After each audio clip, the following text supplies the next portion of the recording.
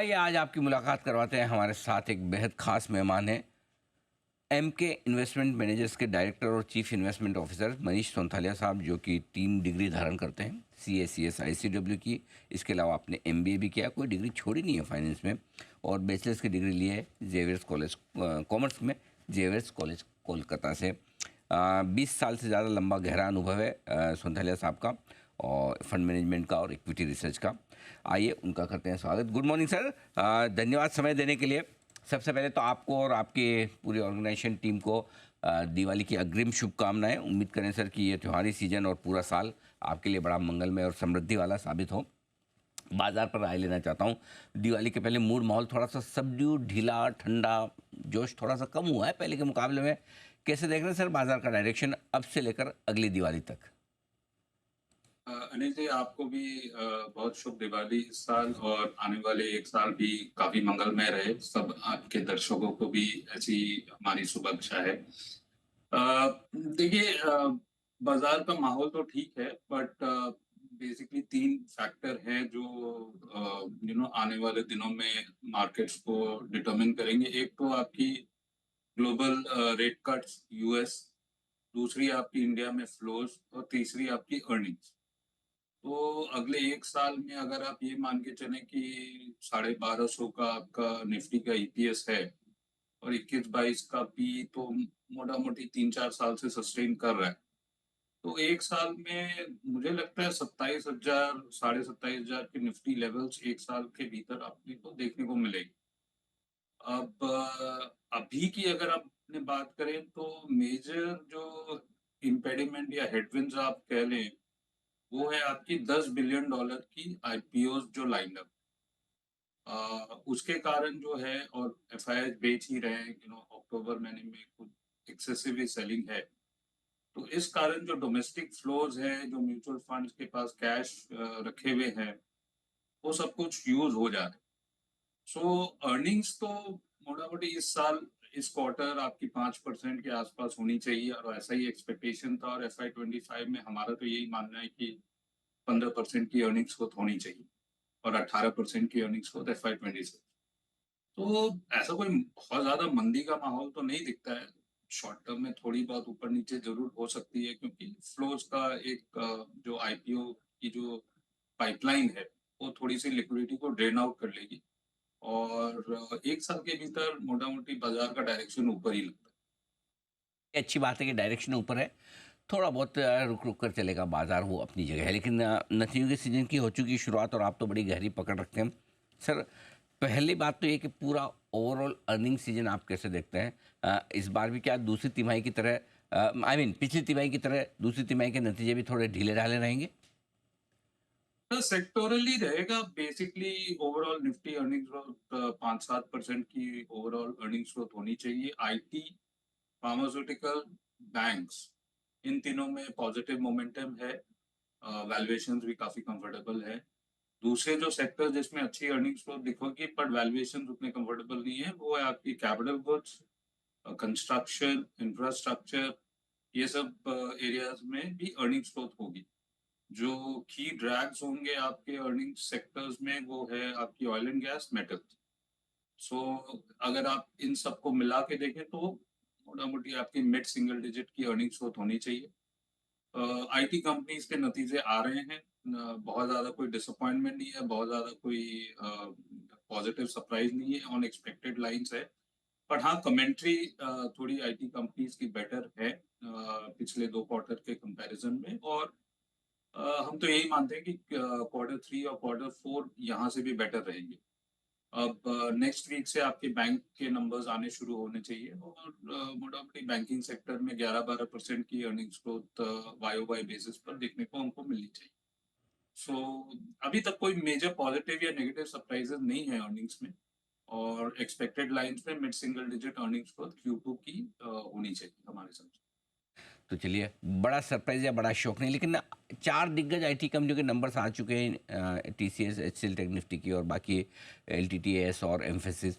और आज भी 3 दिग्गजों के नंबर से इन्फोसिस के समेत। बताएं सर, IT सेक्टर के रिजल्ट पर किस तरह का व्यू बन रहा है आपका?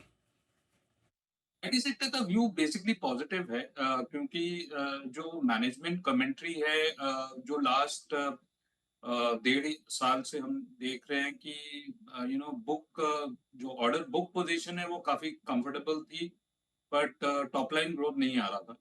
उसके कंपैरिजन में अब ऑर्डर बुक में भी ग्रोथ है और एग्जीक्यूशन में भी बेटरमेंट है, क्योंकि interest rate cuts and discretionary spend वापस आ रहा है।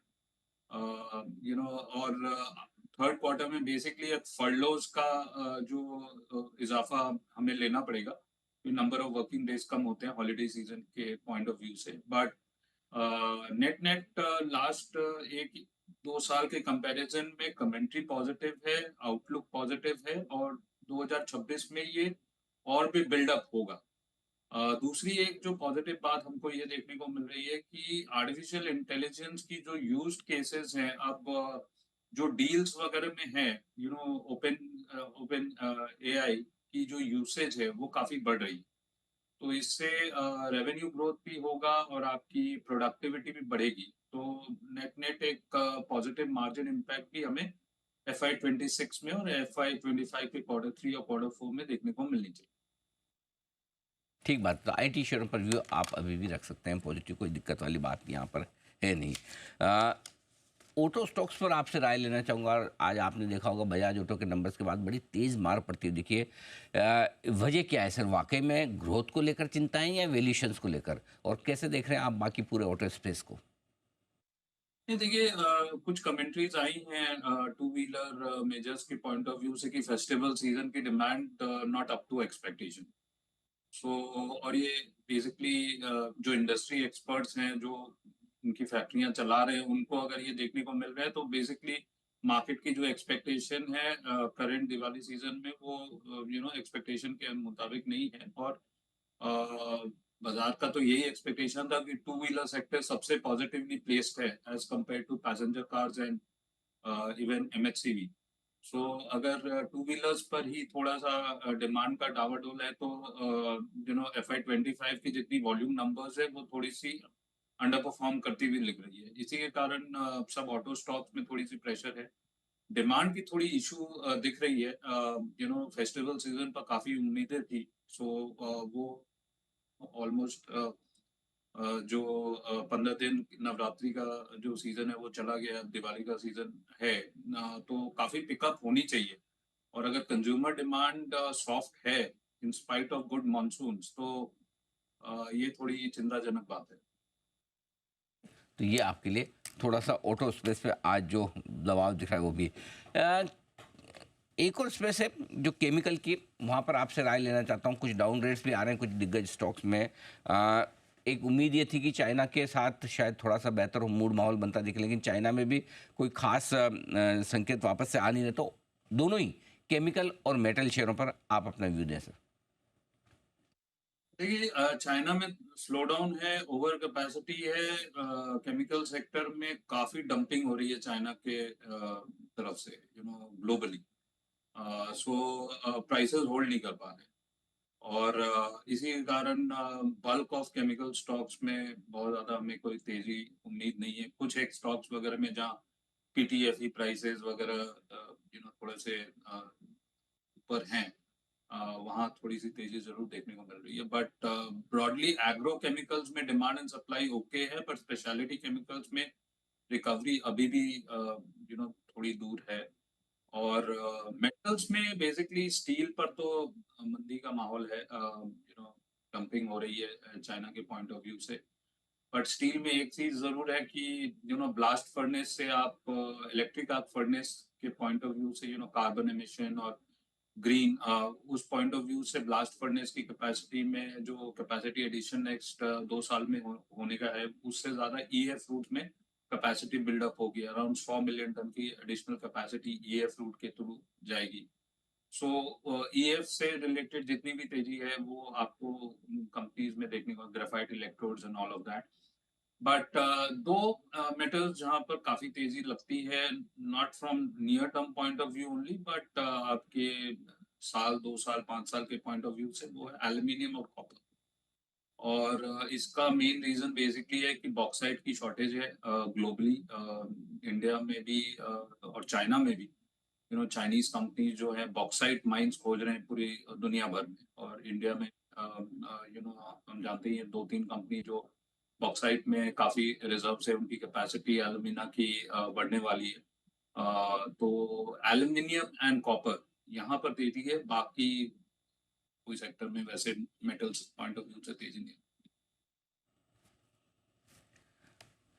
तो ये है आपके लिए पूरा का पूरा राय आपके लिए आता हुआ मनीष जी की तरफ से। सर बहुत बहुत धन्यवाद आपका, हमें समय देने के लिए शुक्रिया आपका।